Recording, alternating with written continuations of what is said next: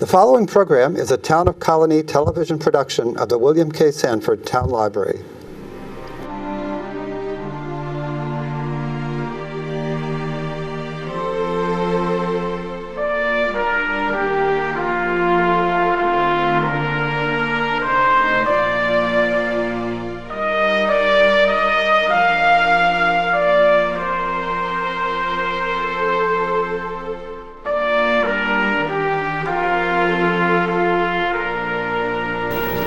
Hello, everyone, and welcome to Legislative Update with John McDonald. I think this is probably the third or fourth session that we've done, John. And what I really like about talking with John McDonald is that it's kind of a free-flowing discussion of all things legislative and Capital District and 108th Assembly District. So obviously you know that my guest today is Assembly Member John McDonald from the 108th Assembly District. Welcome. It's good to see you. Good to be back again. It's good to have you back. How does it feel? Now, here's what most people don't know. Because you are from the Capital District, do you and Assemblymember Fahey gavel in the session? We still, it's a very good question, and actually it's taken on a national significance now, what we do in the state level. For the legislature to still be in control, to be live, as they say, we're required to gavel in and gavel out of session once every 3 days. If we go greater than 3 days, if the House goes dark, as they say, then the legislative session ends, and basically the only way the legislature could come back is at the call of the governor. Now, the reality is, are there things that the Speaker may want to bring back to the Assembly or the Senate leader may want to bring back to the Senate? I don't know. Usually that's kind of done in collaboration with the governor, but the reality is that has been the practice. I know that during the summer, Pat and I pretty much divvy up. Yesterday I did it. She did it Monday. I don't know who's doing it Friday. She's the lead. She lives in the Capitol. The Capitol is in her district. I'm literally across the street at the State Education Building and down at the State Museum. So we will do it Monday, Wednesday, and Friday during the summer. Occasionally weekends, if there's something active going that needs to move quickly. Last fall, for example, we were in every weekend, both days on the weekend, which is no big deal. We're both 8 minutes away. She's 8 minutes away living in Albany, going through all the stoplights. I'm 8 minutes away living in Cohoes with no stoplights, called 787. It's kind of a little funny. We have a joke all the time. We'll both leave the house at the same time, and 9 times out of 10, I'll pull into the Capitol before she does. Now, it gives you an opportunity then to stop in and check the mail and... Well, Pat and I also are the only two legislators that actually have, and Neil Breslin, we only have one office. It's in the state capitol. Okay. We do not have district offices. Our feeling is, let's save the taxpayers some money, right? It's probably about a good, just rent, overhead, and things like that. It's about $25,000, $30,000 a year. So it adds up. Oh, boy. So we're happy to have one spot. It's good to have our staff on one spot working together. Not that we have an exorbitant staff, but we have a staff. And the same token, what I think is what you're alluding to, is it gives us a great opportunity actually to touch base with the people who make the legislature tick. The Program and Council folks, Ways and Means folks. Every time I gavel and I stop, talk to them, find out what's going on, get some updates. So we've got a little bit of inside baseball, I guess you would say. And those men and women from the committees actually work during the summer when you're out of Absolutely. session. It's funny when people, after sessions end, everybody knows session ends here in the Capital Region because the media does a pretty good job of reporting that. So my favorite line is, after you've worked till like 6 o'clock in the morning for 3 days straight, you walk into Stewart's to get your coffee on your way home in the morning. Oh, so you're on vacation now. And, you can't help it because what people don't realize is that January through June is quite busy. Right. And it's really two parts. It's January through March with the budget, which easily is 14, 16-hour days. I'm not complaining, I'm just stating. And then you get a little break, and then, end of April through the end of June, you're back to 14, 15-hour days.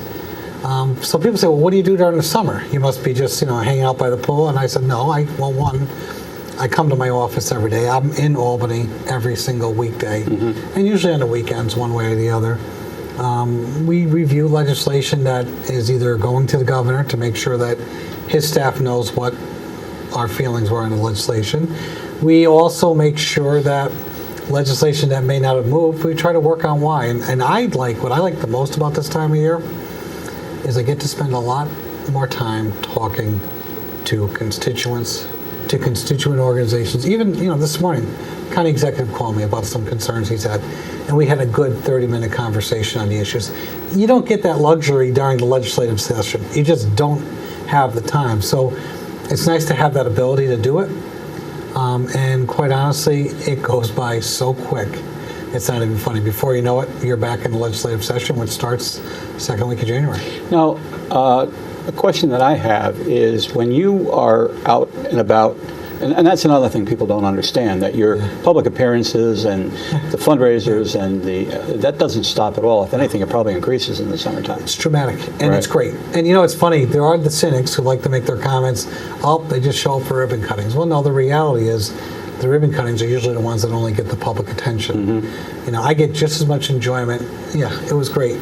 2 weeks ago we opened up the new dorms over at Hudson Valley Community College. It was a great opportunity. I have just as much time sitting out with the director of the Boys and Girls Club in Rensselaer or Troy and hearing what their issues are, but they're not done in a public eye. Exactly. And then, evenings are busy, particularly during the busy season. This time of year, we're averaging 1 or 2 events a night on the weekdays and maybe a couple on the weekend. During, September through November and then through January through May, you're easily 3, 4, 5 events every night. And it's great because from my perspective, it's a great opportunity to support the many great nonprofits that do a lot of the work that government can't do. Right. You know this. Absolutely. At the county level, we've known this from our years at the state level. We rely so much on the nonprofit sector and the organizations to step up where government can't fill the void. Now, a question. What are your thoughts on a constitutional convention? Yeah, good question. If the Constitutional Convention amendment could be tailored to speak just to the ethical dealings of elected officials throughout New York State, from city, town, and village right up to the state level, it'd be worth having that conversation. I think that's one where we could come up with some real foundational changes. I think my concern, and it's a concern shared from people on the very far left and the far right, this has actually united a lot of entities that normally are at each other's throats. There's a fear that there'll be a runaway convention, that any entity could come in, stack the deck with their own delegates, and take over the convention and run either a far left or a far right agenda to the point where everybody's on edge. I mean, it's one of the few times I've seen the educational entities like charter schools and public schools, usually who are, they're in combat with each other, or competition is probably the better word, who both say, this may not be a good idea. Because one's worried that if another group gets over, the other one will be extinguished. Now, if they wanted to extend the terms of assemblymen and senators in New York State, because right now you run every other year, and it's an expense. It takes a lot of time and a lot of hard work. Would that have to be done through a constitutional convention? It could be done through a constitutional convention. It could also be done through a referendum to the public. I'm going to anticipate your next question. It is. And listen, I've had the privilege of serving as mayor of Cohoes, was elected 4 times. Technically, if I stayed, would have had 4-year terms, and there was no term limits in sight. And then also I have the privilege now in my 3rd term as legislator, 2-year terms. Now, I personally like campaigning. I like going knocking on doors, canvassing as they used to call it, because it gives you an opportunity to connect with the public in a more natural setting, versus if I just knocked on your door in the middle of January, you'd say, hey, what are you doing here? The whole 9 yards. I do believe that we would have a much more effective government at the state level if we did go to 4-year terms, but there has to be a caveat that there would be a limit of no more than 3 4-year terms. I think, I've always said when I was mayor of Cohoes, as much as people would say you don't have term limits, what are your beliefs? Hey, my point is if I couldn't get it done in 10 years, it's not worth being there. Because it takes time to make change. I think if you had 4-year cycles, I think you'd see some very, very good, strong years, particularly in the early parts of those 4 years. and then you would have people concentrating on doing the right work for a long period of time. Is there any talk of that at all? It comes up periodically, but I don't see any strong movement towards it. I think there's such, first of all, the Senate's hard to predict because the margin of authority is so close. The governor is focused not only on the state's agenda, but I think he's pursuing a higher agenda, which is going to really start to take form next year and really move out in the year after. So at the Assembly, it's about families, it's about the middle class, it's about making sure that people are empowered. That's all we focus on. Exactly. A question also, because I heard you make a comment on it, and I liked your comments. There was an incident in the Senate where the Senate Majority Leader, John Flanagan, came out and publicly discussed his problem with alcohol. And it seemed like he had universal support from all the legislators. How important is that for a public official to, it's almost like airing your dirty laundry. He didn't have to do that. He could have done it very quietly. He didn't have to do that. That was courage. It was basically reminding the public that elected officials put their pants on the same way just like anybody else, one leg at a time, that they are human, that they are fragile at times, that they are going to fall victim to the demons that haunt everybody. And I give John a lot of credit. I see John quite regularly. He's up here a lot more than people think. Even though he lives on Long Island, because he's a leader. I see him in the hallways a lot. I see him hustling up to work up in the gym, and he's a good guy. He's a young guy still. For when you consider he's had almost 30 years here in the legislature, he's still a young guy. And it's a reminder to all of us that we need to be careful and not to let these outside elements become cures or think they can become cures to problems. And, so good for him. And, he did. It was clear bipartisan support, both houses, the whole 9 yards. Exactly, and the governor. Yeah, and of also course. said some great things about him. Yep. Now, that brings me to another question then. And this is what I like about interviewing you, because these are questions that people want to know, but never have a chance to ask. Right. Balance in the life of a legislator. I follow you on Facebook, and I see how proud you are of your children and what strides they've made and how successful they are. Is it difficult for a legislative family to live with the schedule? It can be, and I really can't speak to any other family than my own. I'm very blessed. My wife and I will be celebrating 25 years next year. Wonderful. In marriage. We have 3 beautiful children that are good kids. The interesting part for them, and it was kind of funny when I made that decision to move from mayor to the legislature, we had a problem with our youngest because, for all intents and purposes, my children didn't know me any other way than being a mayor. Right. All right. They thought I was, every kid reads about the mayor in their storybooks. He was the mayor. That's all he has ever been. They didn't know about the other 35 prior years. Right. So when we made this decision, the little one thought that I was like going to die or something. She just, it was very traumatic. And you'll appreciate this. I'm digressing a little bit. She was having such a hard time with me leaving Cohoes and going to the legislature. I was having a hard time because I loved the job. Right. That Jack McEnany, I called Jack, I said, listen, my kids are they're afraid of the state, they don't know what it's about. Would you give us a personal guided tour?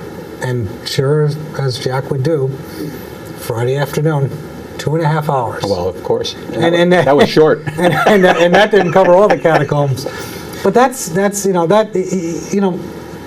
for the most part in our life, my wife was a teacher. She's home with the kids. My wife knew when we got engaged, I was never going to be home for dinner at night.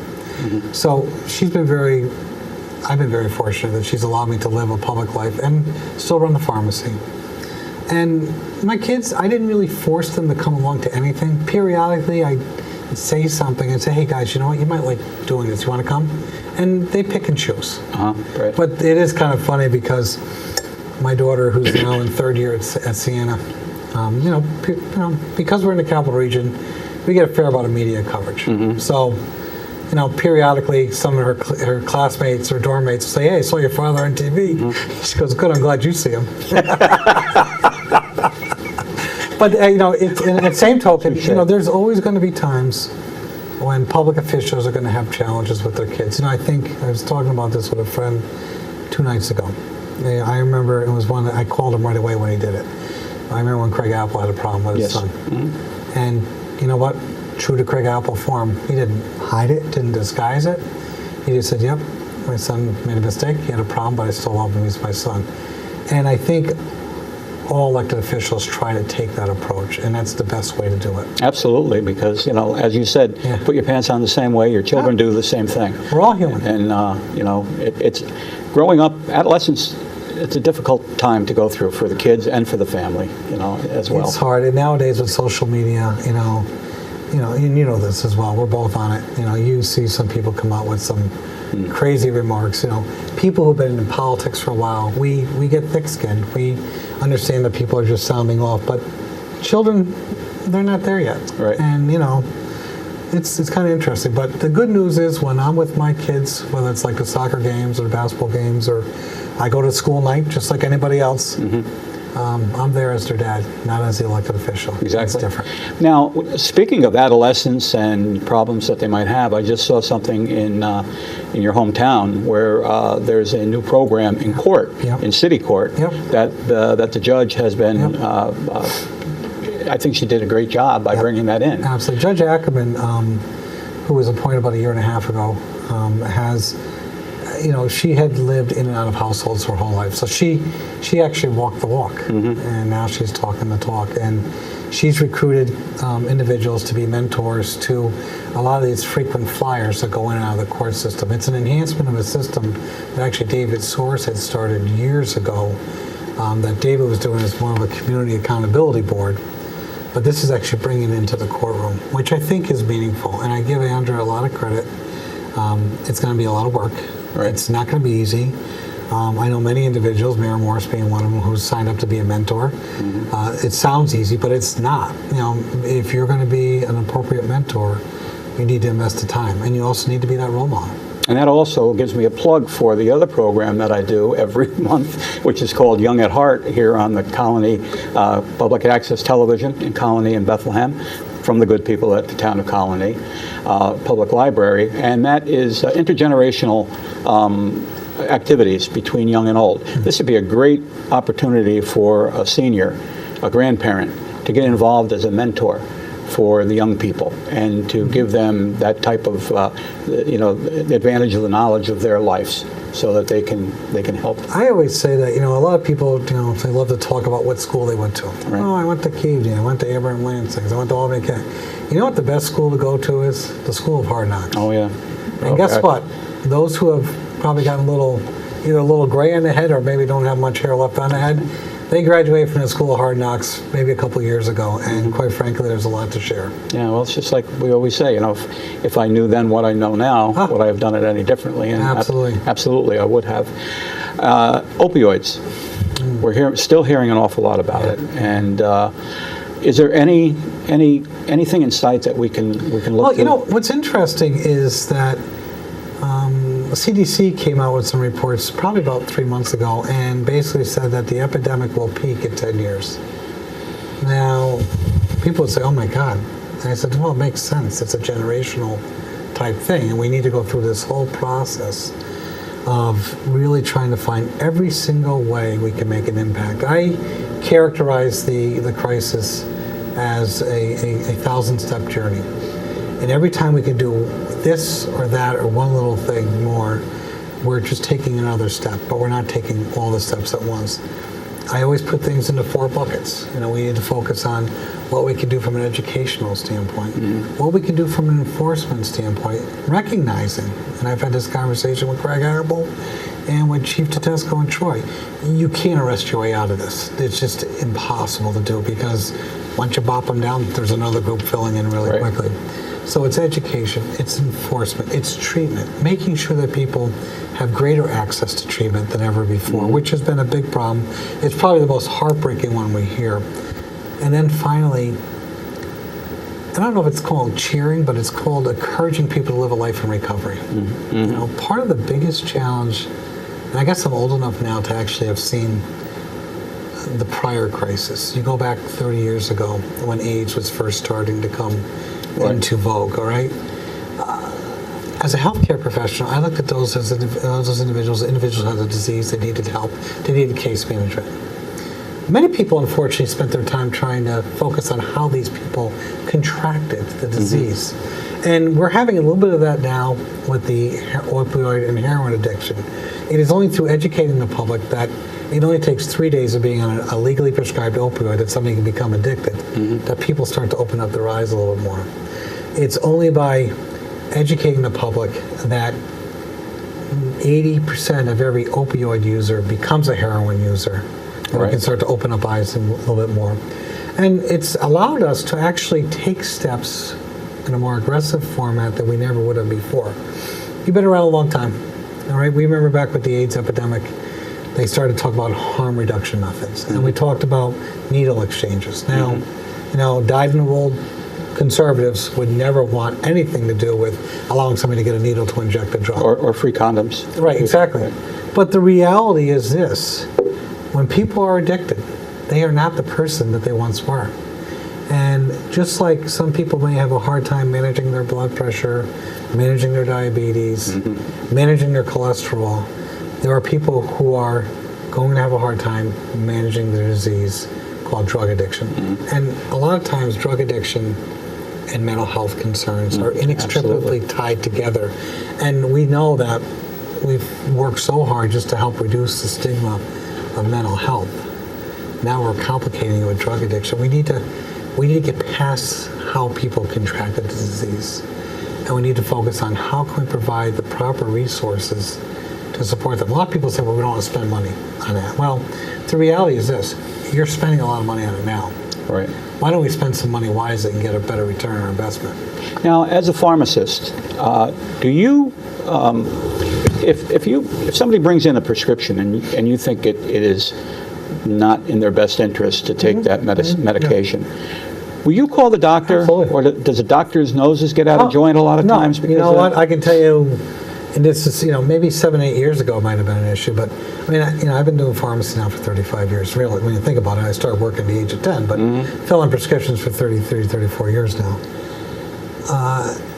Most of the prescribers, and I can tell you, literally, every week you're talking to dozens of different prescribers. They actually rely on pharmacists to give them accurate information, and they also realize that we actually see the public Right. in a much more subdued, normal setting. Most people, when they go to the doctors, they clean themselves up, they do everything. It's like they're going on a prom. They get all ready and this and that. Yeah. We see them in their natural vogue, and so therefore, we're able to say, "Hey, doc, by the way, just so you know, I'm sure they presented with a toothache, but you do know they're wearing dentures and they don't have any teeth." And you need to, and the doctors are really appreciative of that, and it's now more than ever before. Because of why? Because the addiction, there has been a lot of strong messaging on blaming pharmaceutical companies, blaming the prescribers.